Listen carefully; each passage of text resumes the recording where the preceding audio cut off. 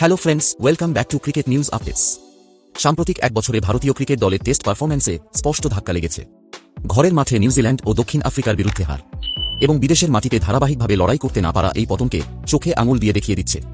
এই ব্যর্থতার কারণ ব্যাখ্যা করতে গিয়ে প্রাক্তন কোচ রাহুল দ্রাবিড় স্পষ্ট করেছেন, সমস্যাটি শুধু ব্যক্তিগত ফর্মের নয়, বরং পুরো ক্রিকেট ব্যবস্থার। দ্রাবিড়ের মতে, আধুনিক ক্রিকেটারদের সবচেয়ে বড় চ্যালেঞ্জ হল বহু ফরম্যাটের ভিড়ে টেস্ট ক্রিকেটের জন্য পর্যাপ্ত প্রস্তুতির সময় না পাওয়া। টি-20, ওয়ানডে ও আইপিএলের টানা ব্যস্ত সূচির মাঝে হঠাৎ করেই টেস্ট সিরিজ এসে পড়ে।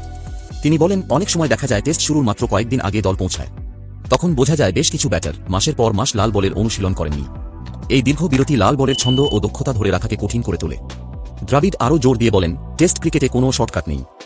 ধৈর্য, টেকনিক এবং মানসিক শক্তি তৈরি হয় দীর্ঘ সময়ের নিবিড় অনুশীলনের মাধ্যমে।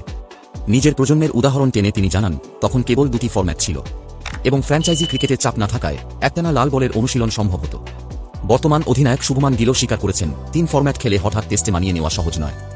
দ্রাবিড়ের মতে, এই বক্তব্যই প্রমাণ করে যে টেস্ট ব্যর্থতার মূল কারণ ব্যক্তিগত নয়, বরং সিস্টেমগত।